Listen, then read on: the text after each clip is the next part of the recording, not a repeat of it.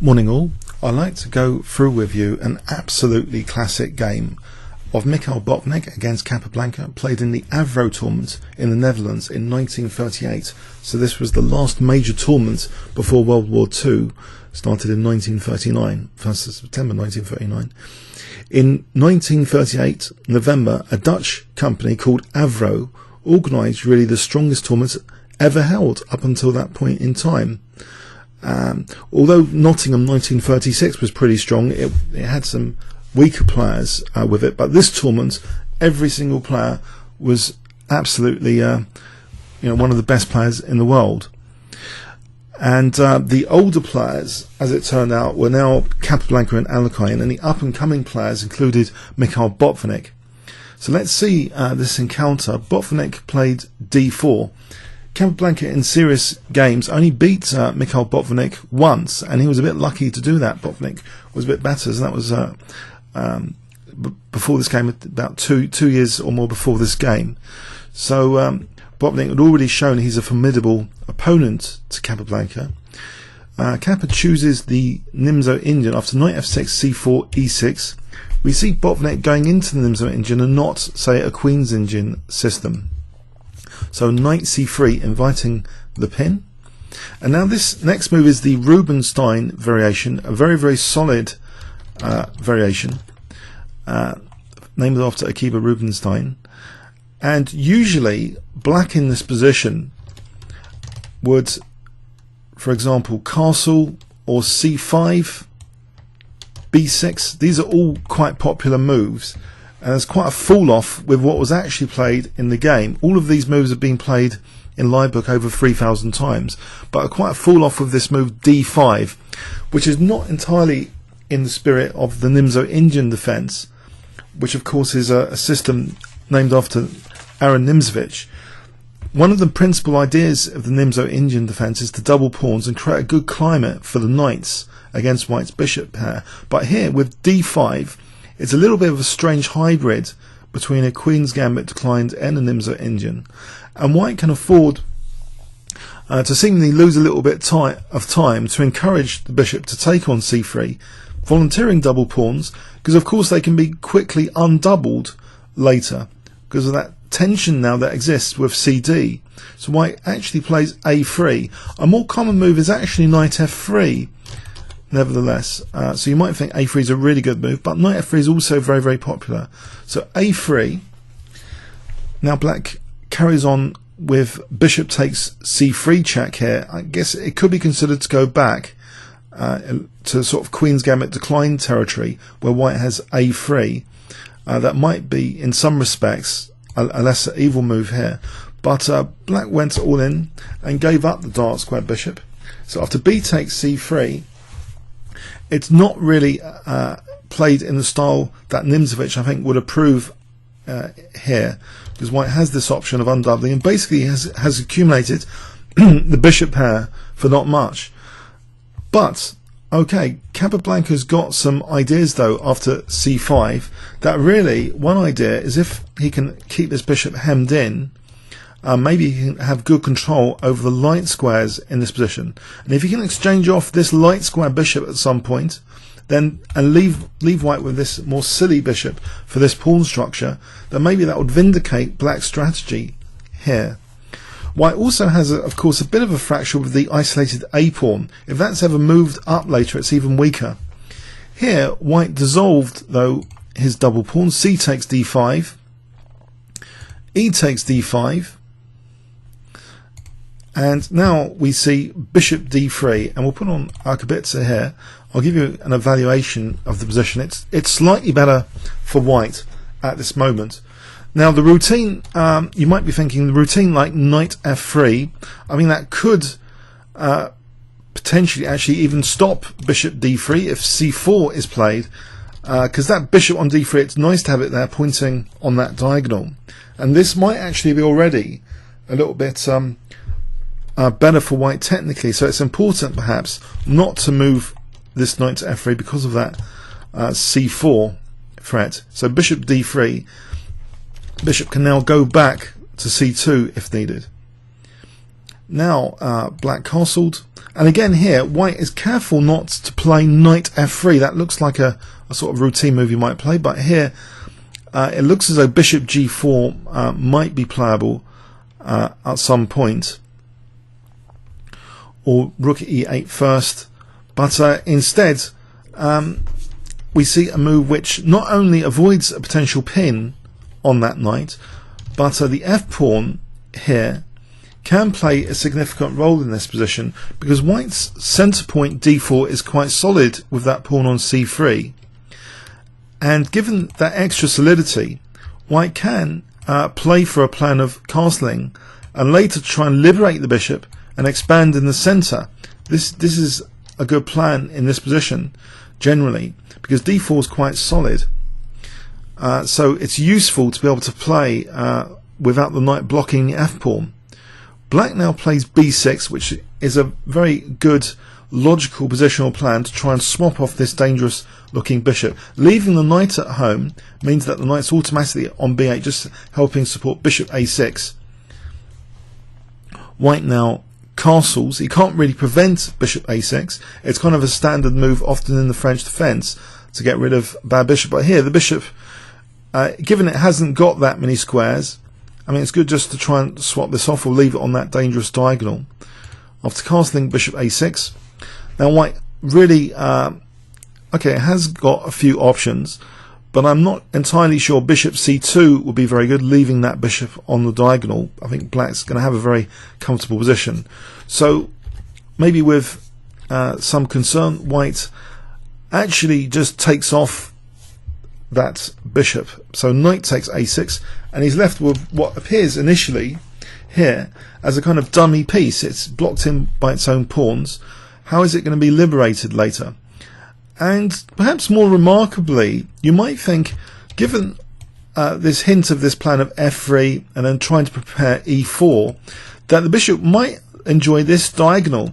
But we see a remarkable move instead, where the bishop is actually placed on b2. And this looks a bit strange in some respects. The bishop really is blocked in by both pawns at the moment. White potentially is liberating the bishop though with c4 here.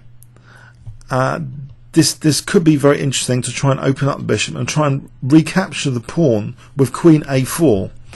But black's move kind of prevents this c4 idea, and maybe questions, was this bishop such a good, was b2 such a good position for the bishop here?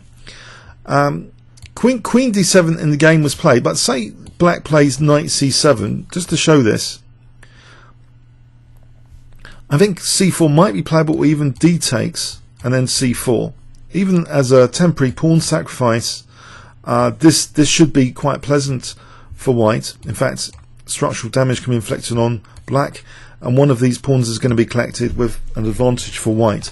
So it's important to be concerned about c4. So this move, queen d7. Now c4 here wasn't played. Instead, it looks as though white might want to move the queen without letting the queen into a4. Now if we play c4 in this position, it might not work so well as before, because after d takes, here if d takes in this position, then black can just take here and knight takes c5, and black's okay here. It doesn't matter about double pawns. Black's doing well. So queen d7 also rules out the c4 and queen a4 ideas. So white's dynamism is being reduced. So what is the bishop actually doing on b2? White now commits to playing a4, and it's a slightly loose pawn at the moment. Okay, it's guarded by rook and queen, but it's a bit of a responsibility to play that. It's the isolated pawn in white's position. It's the only isolated pawn, the most exploitable target in theory. So it's useful to keep the queen eyeing it, and in fact it could be the basis for a longer term plan to try and undermine its protection and win it later. We see black playing rook fe8 as though this other plan is a distant dream now. Black's got at the moment, very good pressure on e4. It looks as though this whole idea of f3 and e4 is not helped by the bishop not even supporting e3 now, so it seems a long way away. Queen d3 is played, attacking the knight. Now if the knight goes back, it didn't actually in the game, then maybe again this possibility of liberating the bishop with dc and c4 is on the cards here. So actually this next move by Capablanca really tries to just emphasize this bishop as being a bit of an awkward piece here. c4 just finally shuts down that possibility on this diagonal. The queen just drops back, so was that a bit of a loss of time? Is White ever going to get in this plan of f3 and e4 later? Potentially now a5 might be useful for White. We see knight b8, and the knight is going to potentially come back like this for a4 to be more of an exploitable weakness here. a5 in this position can be answered by b5, and still that a5 pawn is potentially weak, just the target to just simply knight c6 later. So White doesn't want to play a5 now. So what does he want to do? Does he want to pursue this central plan? Well, he plays rook ae1, which does hint as though preparation will be made for f3 and e4. This tension release is usually the logical reaction to celebrate this tension release from Black without the worry of d4 is to sort of play on the side where it's kind of this free hand is given, in inverted commas usually, because the central tension means less to worry about. Unless Black is creating a dangerous passed pawn, it's going to be tricky for Black to try and generate counterplay quickly enough in the centre at least. But let's see.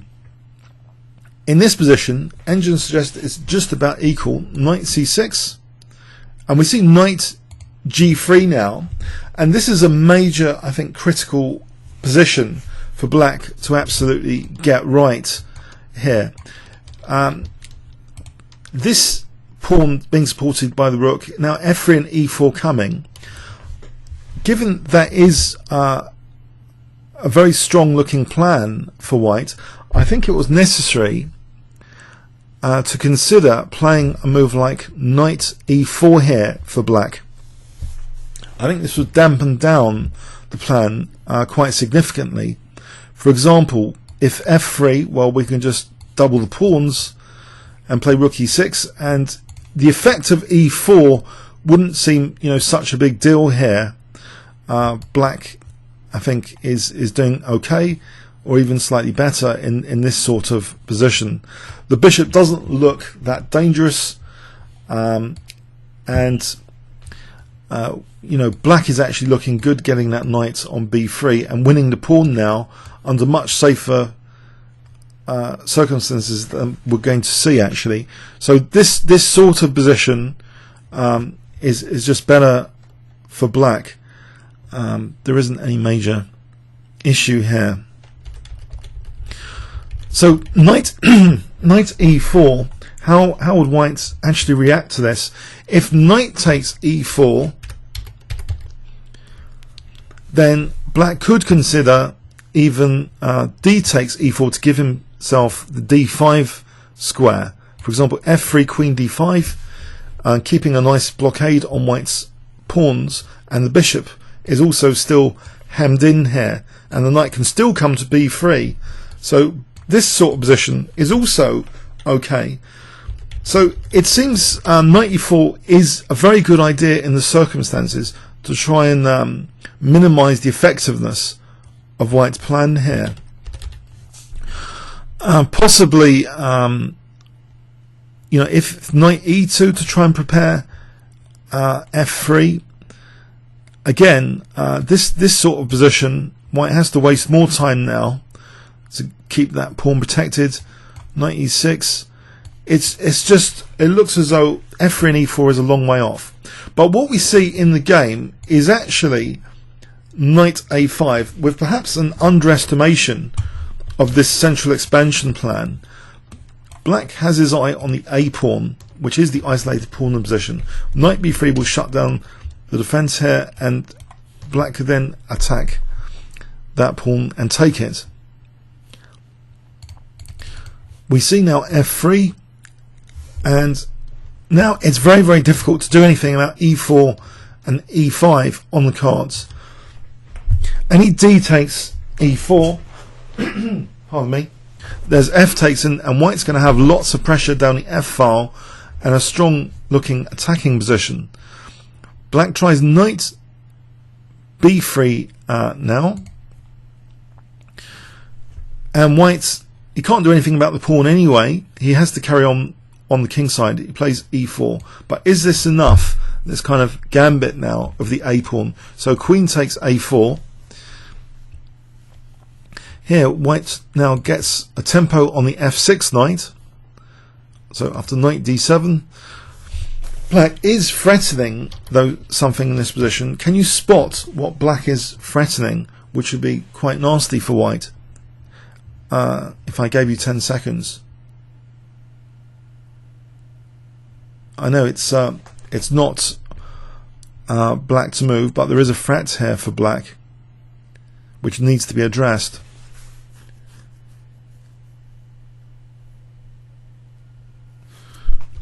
Okay, black is actually threatening knight bc5 because the queen will be protected by the knight, and this is a loose queen, and the knight could go into d3. So for example, if f4, then knight bc5, and this isn't so nice having a knight on d3. Black should be okay in this position. With that knight on d3, it's inhibiting a lot of white's attack. So this is actually avoided. White plays queen f2, and the queen is logically placed anyway on the king side for f4, f5, and then other dangerous opportunities could emerge after that. For example, knight h5, queen g3. So black now tries to batten down the hatches with a move which does weaken his position, his king side position, with g6.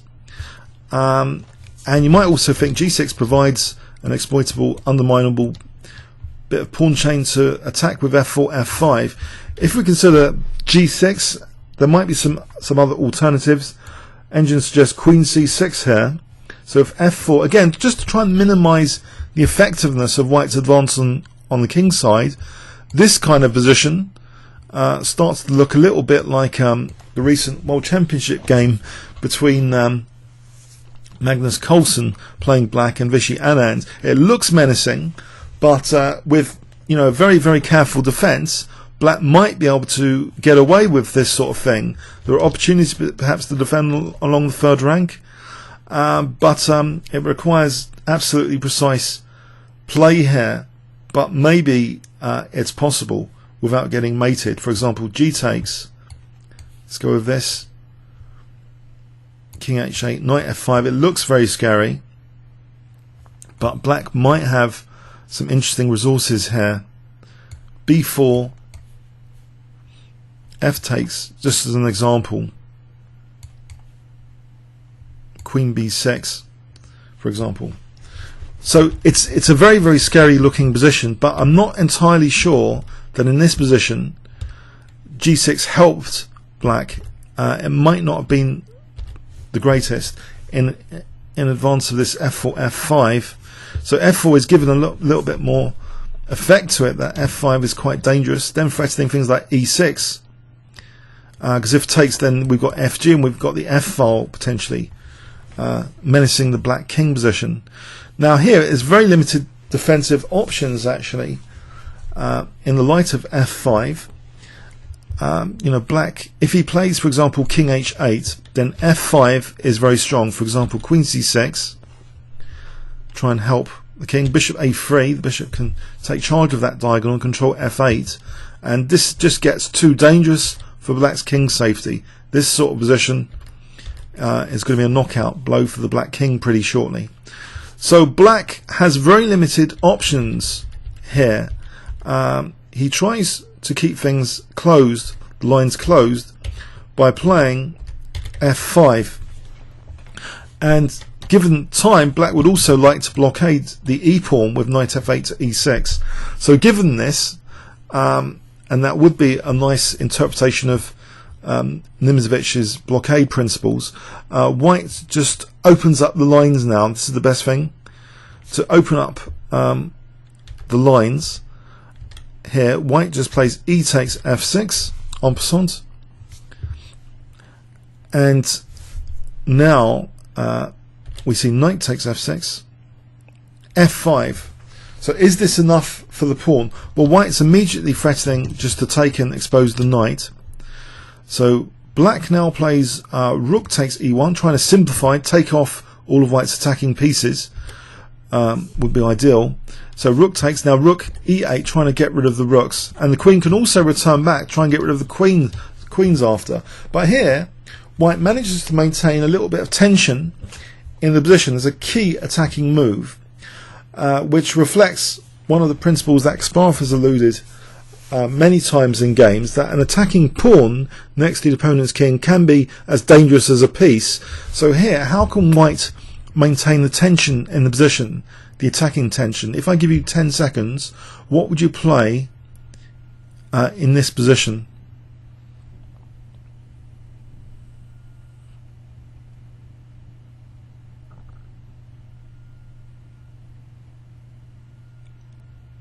There's a very accurate move needed here to maintain the attacking advantage. Okay, now if you indicated FG, this would just, in theory, not give white much at all.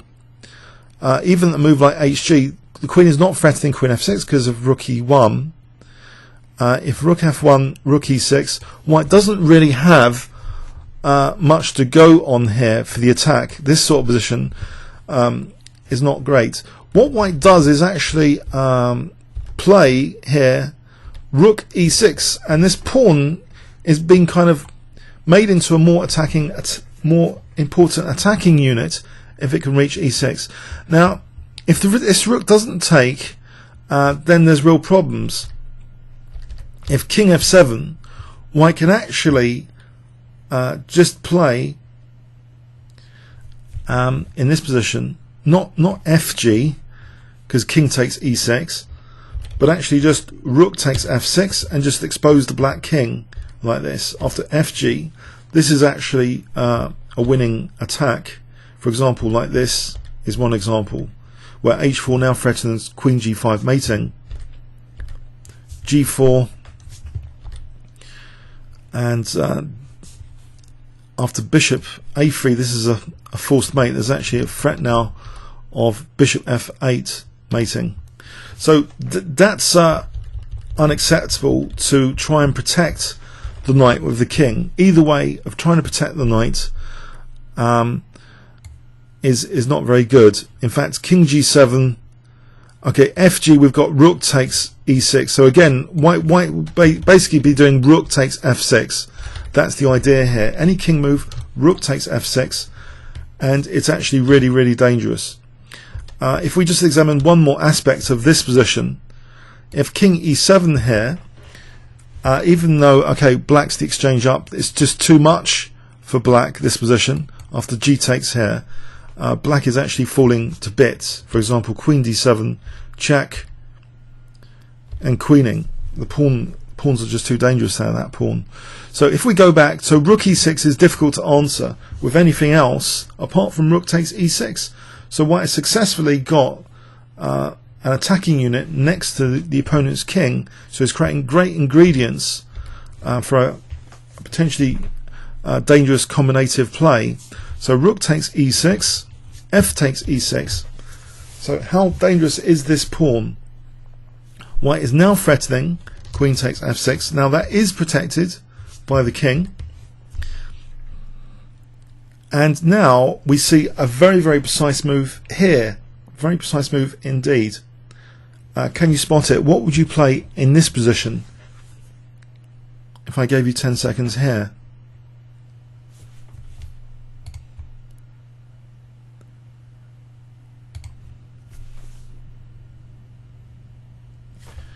Okay, queen f4. The threat is actually to play knight f5 check. the king is the only thing protecting that knight. Knight f5 check is really quite a vicious threat here that has to be parried. The queen really has to lend support, try and lend support to the king's side. If the queen tries to venture to a2 to try and come around like this, there's no time. Knight f5 check, there's no time for this queen b1. If king h8, then queen b8 check is actually mating like this. This is mating. There's actually no time to do anything. If g takes here, then check, and then we take, check, and then we mate on f8. It's all running with check. So the queen runs back to defend Her Majesty with queen e8. And here we see a very, very powerful, far-sighted move indeed. Queen e5, setting up a very, very nasty pin. This knight, is it guilty of being a bit greedy, helping black support greed? It's created a long-term a-pawn, but in the middle game, of course, king safety is a major factor here. So white doesn't mind this position at all. It's very, very dangerous for black. And black has to tread very, very carefully now. His position may be technically lost. If h6, I think this is an interesting defensive try. Trying to rule out certain uses of the g5 square. Because knight h5 and queen g5 check is potentially on the cards here. So if we look at this defense h6 a little bit, what could white actually do? Well, queen d6 might be useful, and here maybe a maneuver like this just to attack d5 is very good to cause a lot of problems for black. If d5 can be taken, then the whole pawn chain is exposed. c4 become weaker later, and this looks like a very strong move to try and parry. So Capablanca's move is actually seems quite logical here. After queen e5, he plays queen e7, so stopping that queen d6 possibility. But here we have arguably one of the greatest game moves, pardon me, that Mikhail Botvinnik has ever played. One of the most brilliant moves that he has ever played. And if you haven't seen this game before, tut tut, this is one of the classics, one of the absolute classics. From an evolution of style perspective, we have shown a brilliant game by Botvinnik recently on this channel, showing he's very good with dynamic play against the opponent's king safety, combining like positional play with dynamism in the style of Alexander Alyekhin as well.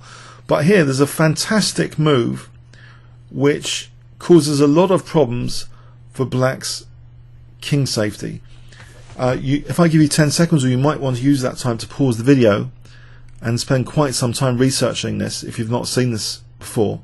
It's a very, very beautiful move, and it actually, I have to tell you, Houdini 4 takes up to like depth 21 to find this move. So if you want to pause the video now, let's see if you can find it.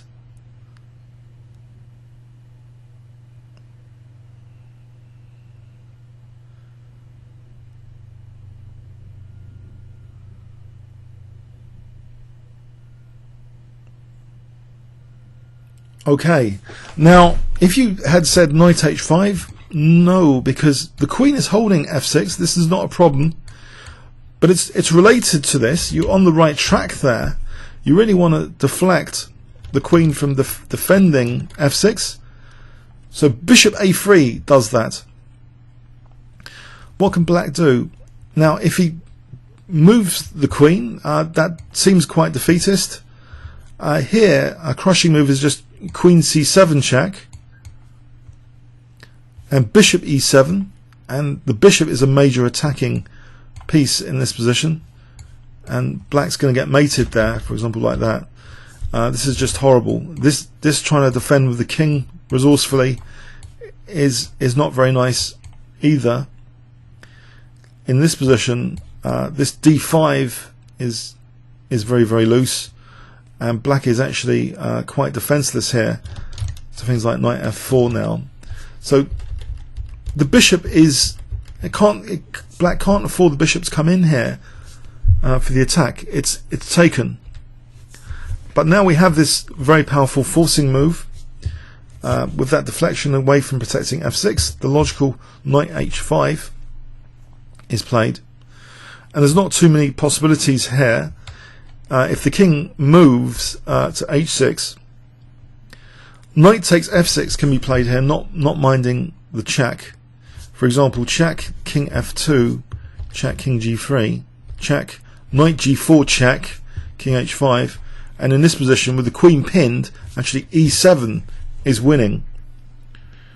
So after knight h5 check, it doesn't matter about black's checks here. So black actually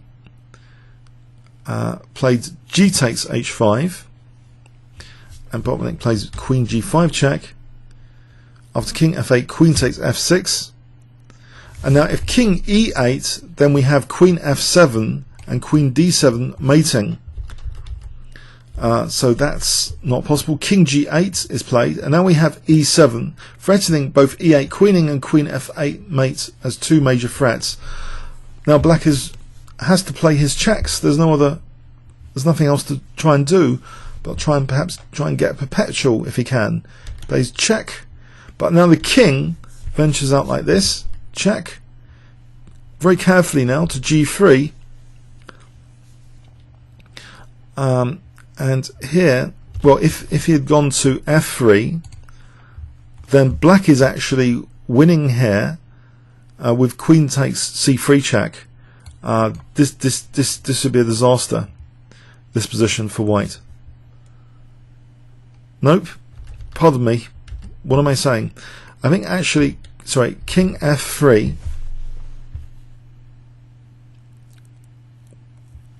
would have done as well. Actually, it would be okay as well. This position, the king can still get out like this. It's not a disaster, pardon me. There's just too much to deal with. Even if queen g6, we can just take it and we're queening after. And like this, we're just coming to h4 here. And still, this f8 and e8 threat is just too much for black. So it didn't even matter if the king went to f3, but it went to g3, which is more accurate. In any case, slightly more accurate. So here, king g3, queen d3 check, and the king goes to h4 now. The checks are just running out.